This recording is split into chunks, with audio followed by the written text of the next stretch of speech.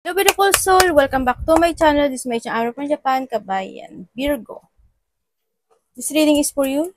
Tingnan natin na iyong August 2025.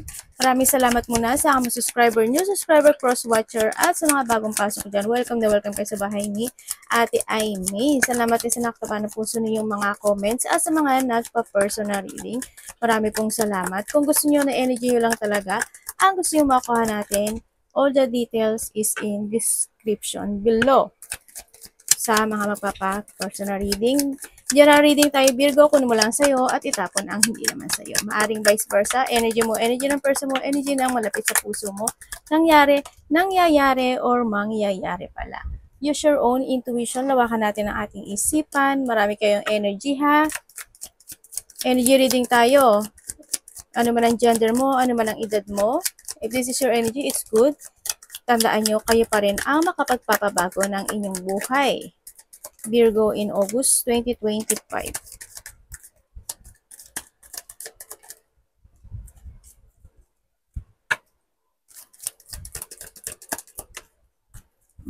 Okay.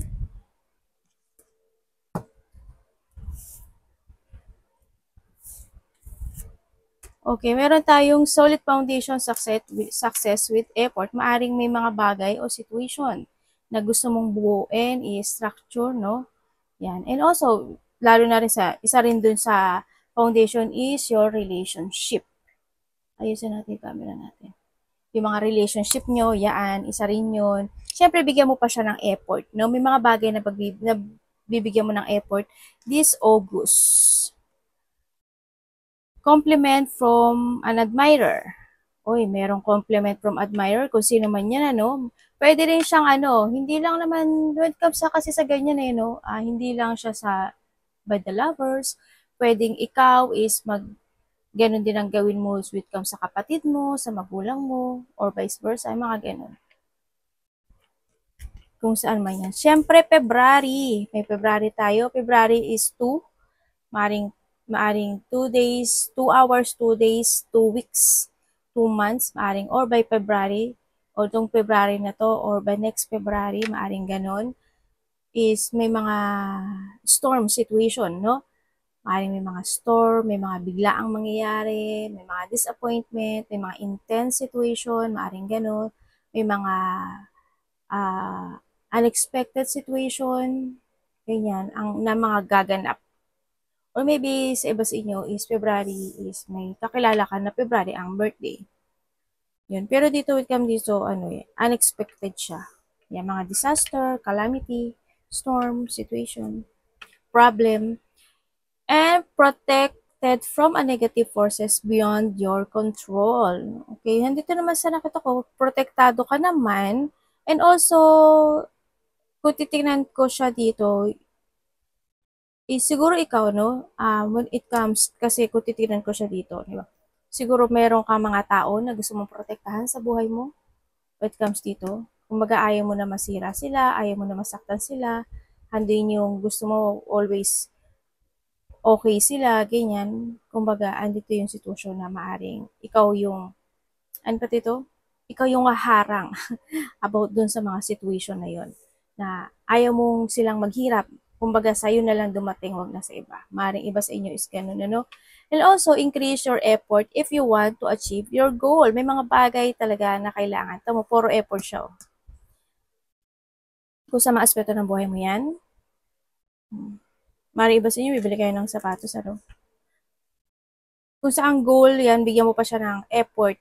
Increase mo pa yung effort mo, baka kulang pa.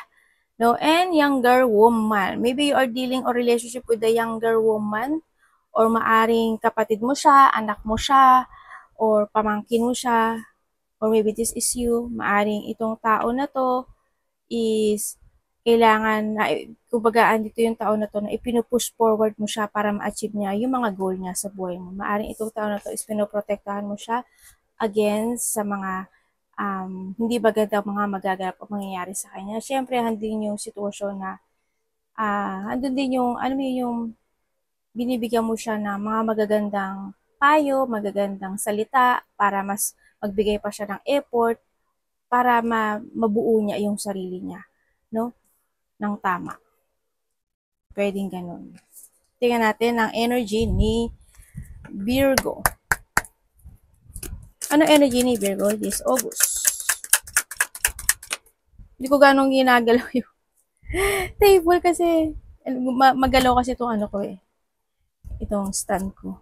Hindi ko siya nilagay sa tamang stand. O, diba? Medyo may pagkatamad na ate.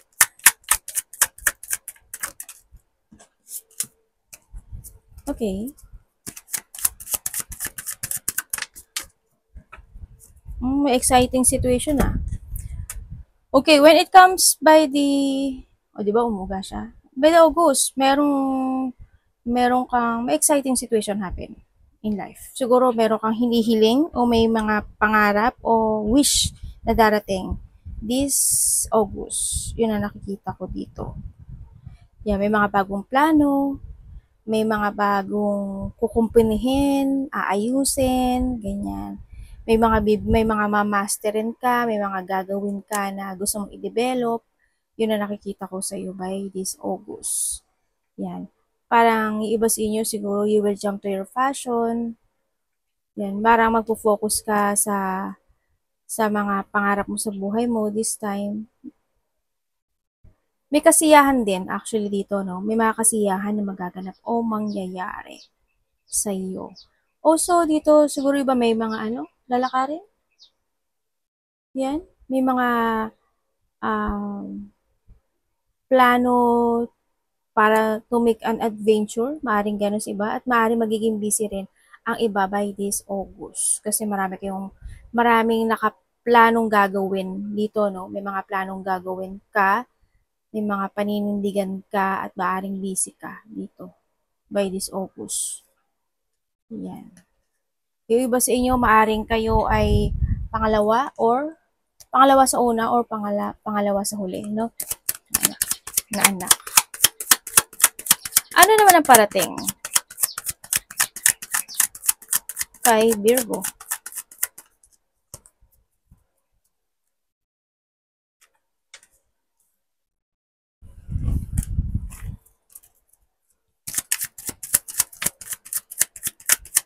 May travel ba kayo? Parang iba dito, parang may mga lakad, lalakarin, departure, ganyan. Anak, mainit dyan. Okay, parating sa'yo, meron daw makikipag-communicate sa'yo. Yun ang parating sa'yo. Meron kang tutulungan or may hihingi sa'yo ng tulong. May mga, also there's a partnership, ay dalawa siya o one. So. Diba? There's a partnership na magaganap ang mangyari. Maring may mga pag-uusapan kayo related to a project, related to a creativity, related sa parang iba dito a group no? Siguro sa mga kasama mo sa trabaho o kaya you have a group, maring ganun. May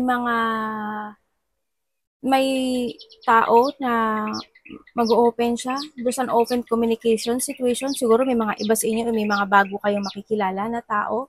Maring ba sa inyo is related to a lovers, maaring ganun.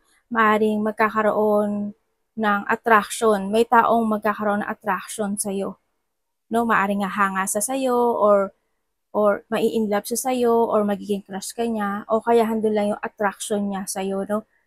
Doche ka dun sa situation na yon. May mga partnership, new partnership, may commitment also, communication commitment also is connection. Yan, may mga taong magpo-connect sa iyo.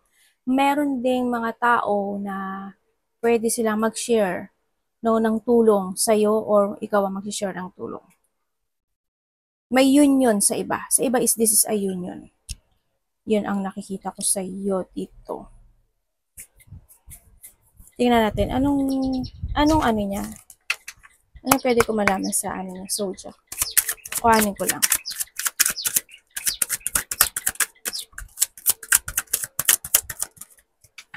Elements. Ganun din.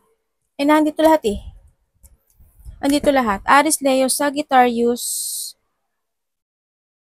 Aquarius, Gemini, Libra.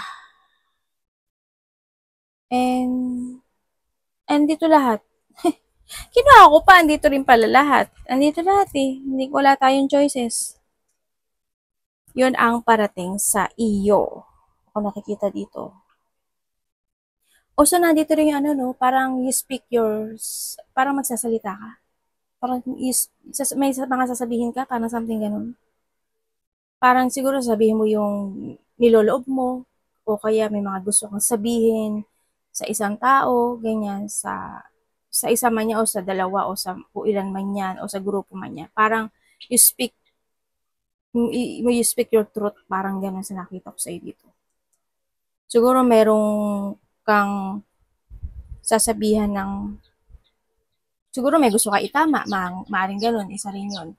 Sabi dito is meron kayo mga bagong pagkoconcentratean, ayan, may mga bagong didesisyonan, may mga bagong project, or you have an idea to pursue, may mga new idea ka na gagawin, or may mga maiisip ka by this August 10 sa nakikita ko dito. Yun. Tingnan natin ang dapat iwasan. Yung iba dito, you will become a center of attention. Ibig sabihin, pag-uusapan ka rin, no? Yung iba sa inyo. Maaaring may mga recognition sa iba, or you achieving something goal, o may mga ma-achieve ka.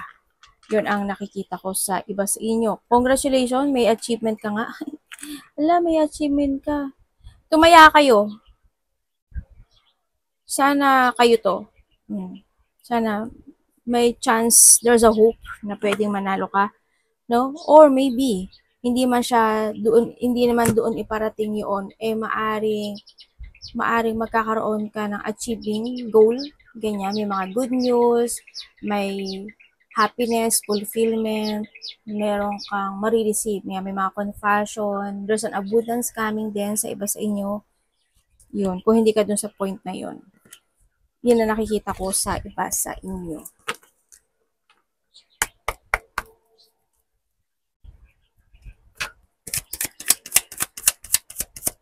You will become a center of attention. Sinasabi din dito, Virgo. Dapat iwasan ni Virgo this August.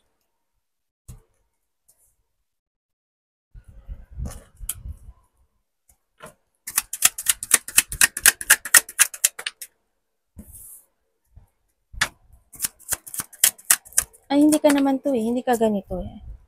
Ay, sinabi ko na talaga na hindi ka ganito. Okay, we have the 9-9. Diba? 9-9. Okay, iwasan mo yung mapanghinaan ka ng loob.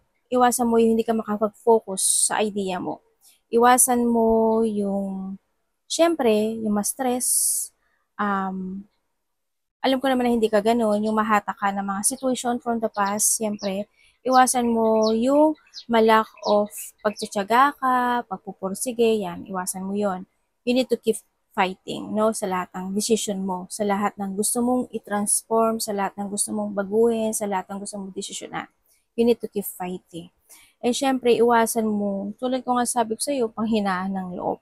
Iwasan mo yung porket sinabi niya, okay na, hindi. I-filter mo yon, no? Iwasan mo yung madikta ka ng sitwasyon o mamanipulate ka ng sitwasyon sa buhay mo, syempre.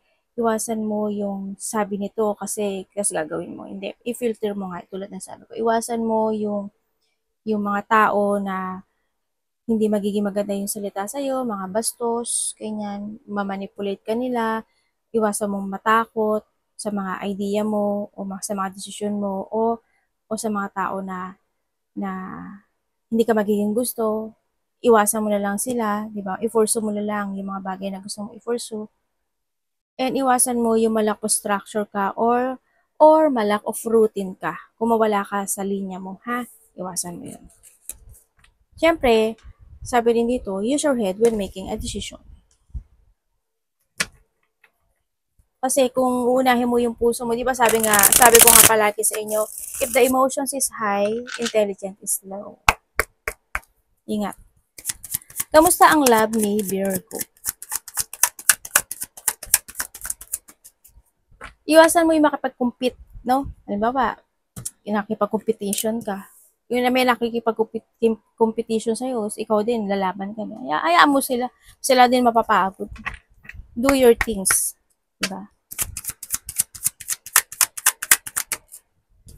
When it comes sa love, sa lahat, kapatid, anak, magulang, karelasyon, kaibigan, kasamahan sa trabaho. When it comes sa love. Okay, when it comes sa love, sa iba dito, ano no? Related to kasama sa trabaho. Related siya sa kasama sa trabaho. Diba? Sa business, sa kasama sa trabaho, ganyan. May travel kayo? Okay, when it comes sa love, kung kayo is nagkahiwalay nitong taon to, kasi dito sa love na to, andun yung pagsisinungaling, no? Andun yung pagsisinungaling, andun yung naging unequal, kumbaga na unfair, kumbaga, andun yung sitwasyon na yun, no? Naging unfair yung situation na to, yes, nagkaroon ng pangloloko, nagkaroon ng liar, dishonest, na-manipulate, o nagkaroon ng pagtataksil in this relationship, sa kasamaan mo man sa trabaho yan or in your partner, kung anong relationship yan, nahandun yung sitwasyon na yun, naging sneaky yung isa sa inyo, naging nagtaksil, kumbaga, either ng daya siya or ng babae, ng lalaki man siya, pero handun talaga yung totally pang pagtataksil. Nagkaroon or naging dishonest, no, yung isa dito sa inyo kasi hindi siya nagsabi ng katotohanan. Sumulat sa poll, hindi siya naging totoo itong tao na ito. Pero sa nakikita ko dito, isa sa inyo always niyang naiisip yung mga bagay na nangyari in the past, na hanggang ngayon is still holding pa siya doon sa nakaraan at hindi niya pa yun mailit-ulit ko hanggang sa ngayon. Kumbaga hindi pa finish sa kanya yung nangyari. Kung kayo naman is single, if you're a single,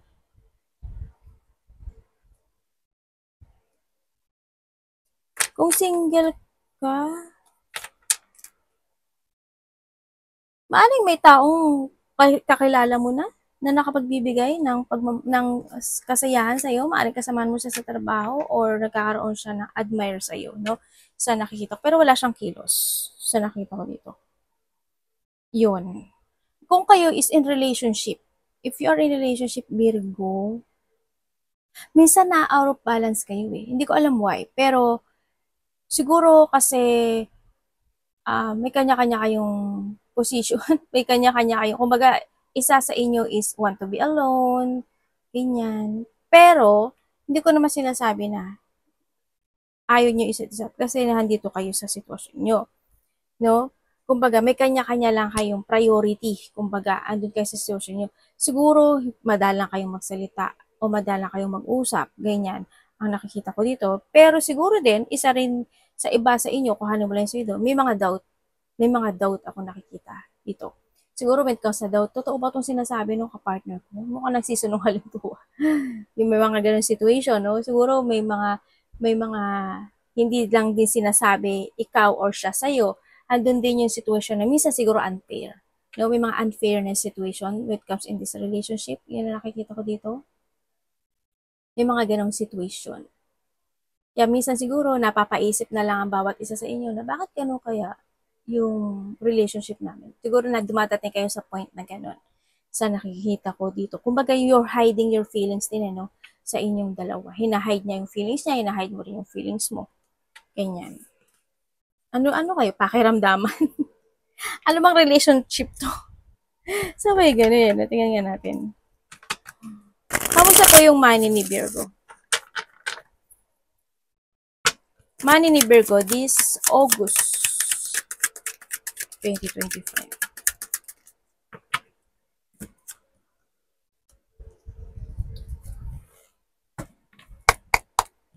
Di ba? Lumalakad yung ano ko eh. Oh. Kasi natin.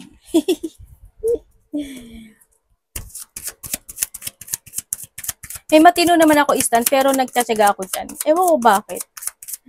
Pinagtsatsagaan ko siya. Pera mo, ang money mo this August. Galileo. Okay.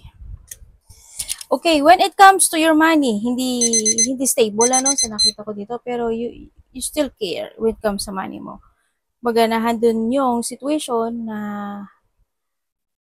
ina-actionan mo naman kahit paano. Siguro lang may mga bagay lang talaga na too much responsibility or may mga responsibilidad lang talaga na kailangan bayaran. Ito kailangan bayaran, may ganyan. May mga ganung situation. When it comes this August, ang nakikita ko sa'yo dito, sana hindi. Hindi mo siya gaano mahahawakan maigi. Sana hindi lumabas. Siyempre, di ba?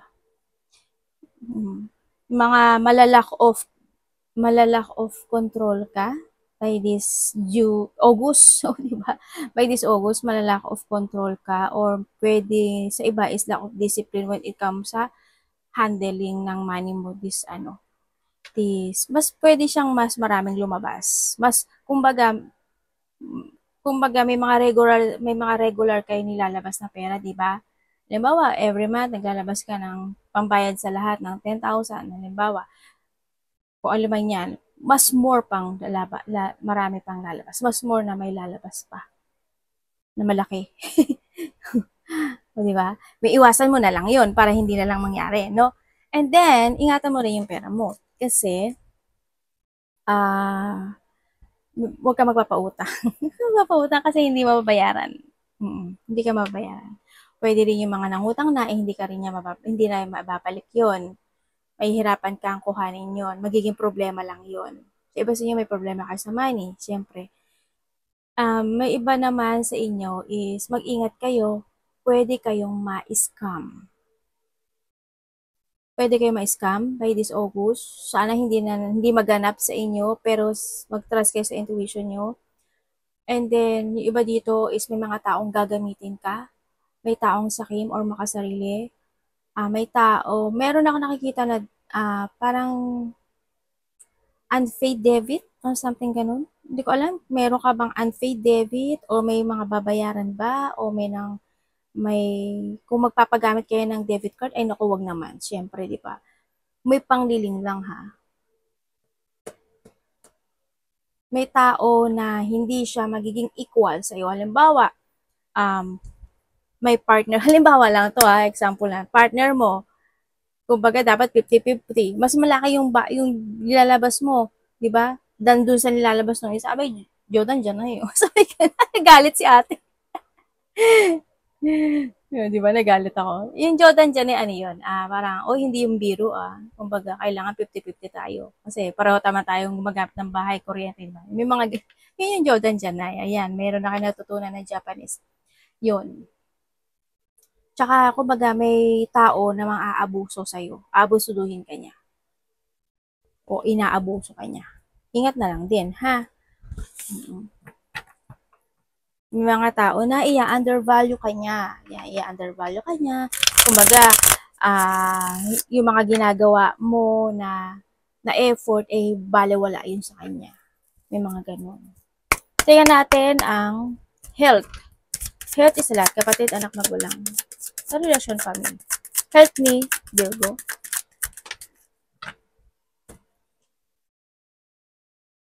Okay. Ganda naman.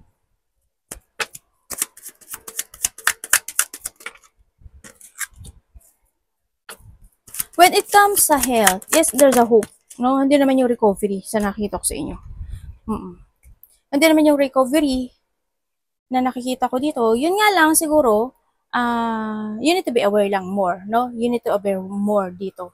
When it comes siguro by the August, siguro mga magiging sakit nyo lang siguro is yung mga masakit ang lalamunan, masakit yung throat, may sipon, may ubo, yan ang nakikita ko sa'yo dito. O kaya naman, may hirapan kang huminga, yan may mga nakabara, mga ganyan. Maging aware na lang kayo, no? Dito sa nakikita ko dito. And nagkakaroon naman ng recovery kahit papaano when it comes sa may mga sakit na totally, no? Halimbawa, may mga sakit kayo na when it comes sa family, ganyan. Kasi nagiging mapili naman kayo, no? When it comes sa pagkain nyo, sa nakikita ko dito. Kumbaga, alert kayo at aware kayo when it comes sa mga iniinom at kinakain nyo rin dito sa nakikita ko dito. Yun nga lang siguro yung iba dito, eh, may lungkot lang din na na tumatakbo sa isip nila lalo na kung may mga sakit yung iba sa inyo, 'di ba? Ikaw or someone into your family na bakit ako, bakit ganyan, bakit ganyan. Nandun kayo sa point na yun na napapaisip kayo na ang daming tumatakbo na questioning sa buhay mo. Gagaling pa ba ako? Matatagal pa ba ako? Magiging okay ba ako? Magiging ganyan ba? Magiging masusolusyunan ba? May mga ganong sitwasyon. Maaari din yung iba sa inyo may mga sakit kayo sa puso, may mga sakit kayo sa bandang dibdib, ganyan. O kaya naman eh yung iba eh may mga sakit sa hindi. Kasi magiging okay. Kasi hindi sila full. Ibig sabihin din kasi is sana no, lahat kayo makaka-recover na dito sa nakikita ko dito. Or may mga bagay na kailangan lang talaga na bumalik kayong muli sa umpisa.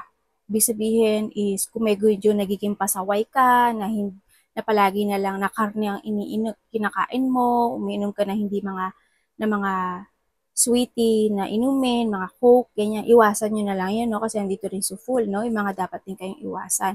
Yung mga dapat din kayong ikat na hindi nakakagood sa health nyo. Mas iwasan nyo na, ha? Para mas maging okay siya. Tingnan natin, any opportunity pa?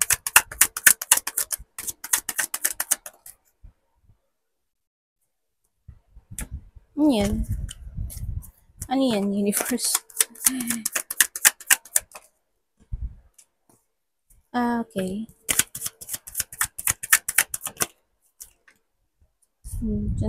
Sandali.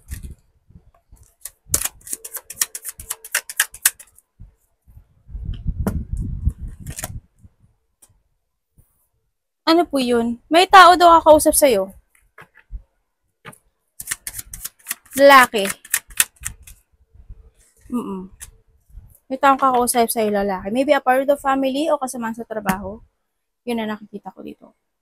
Meron siyang maaring, hindi ko lang alam bakit ang lungkot niya, pero may disappointment ako na nakikita dito.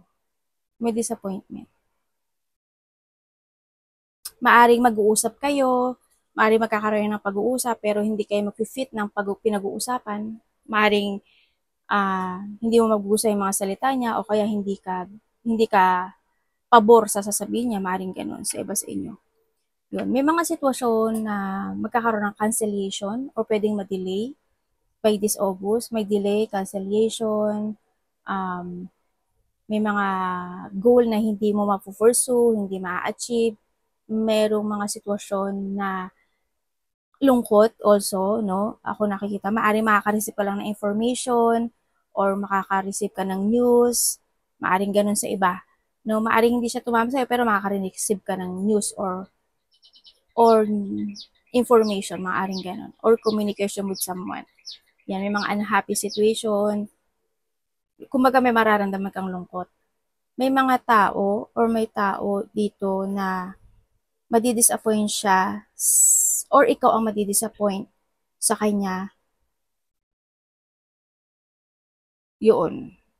Vice versa tayo. Yun ang nakikita ko dito. Merong merong lungkot related to a bahay. Bahay. Hindi ko alam why. Nasira ba bahay mo? Nawasak ba? Nabutas ba? Pero may lungkot or may disappointment. Yun ang nakikita ko dito. You need to be strong. Parang may isang, or maybe there's a foundation na nawasak, nasira, maring ganon. May mga lack of support, may mga taong hindi magiging supportive sa'yo or hindi niya kayang suportahan ka. Merong mga insecurity rin ako nakikita sa iba dito at magkakaroon or merong pagpapabaya na magaganap o mangyayari. Yan. O kaya may napabayaan na mga situation.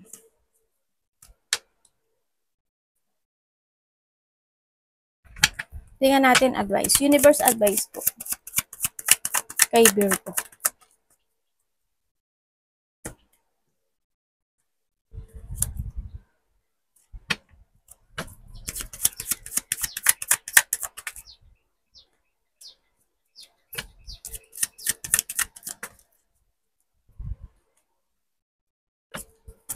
Okay, ang advice sa'yo,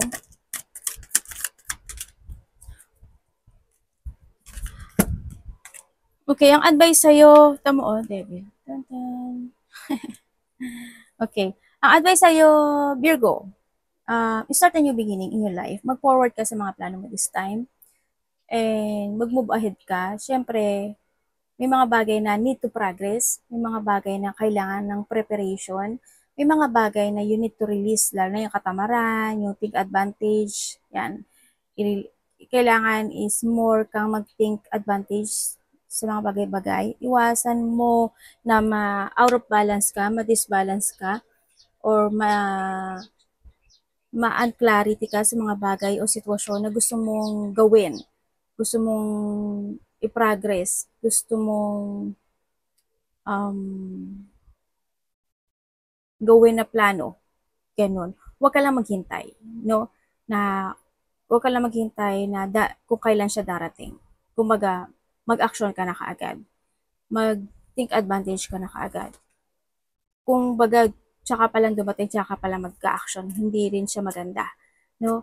May mga bagay na kailangan mo na rin alisin, i-release, i-reclaim mo yung power mo, be independent, restoring your control. Siyempre, sinasabi dito, itama mo na yung mga maling nagawa o magagawa mo o nagawa mo in the past, learning from the past. Siyempre, it's time to shift.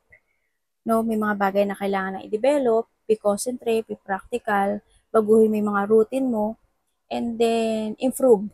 No? Kung may mga bagay na kailangan i-improve, be dedicated to your goal, syempre, effort and progress, and give and hard work. Syempre, moving forward, ano, ang sinasabi rin dito. May travel ba kayo? Or maybe you are thinking for a travel? May mga travel situation din ako nakikita dito sa iba sa inyo. Yung, be responsible. And syempre, hindi naman siya sinasabi magmadali ka. Slowly but surely, no? Para hindi rin mag-mess pag-aralang maigi. No? Yun ang nakikita ko dito. Explore yourself in any situation. Explore na explore. Pag nabigo ka, baguhin mo. Pag nabigo ka, baguhin mo. Hanggang nag improve siya. Arigato namaste, God bless.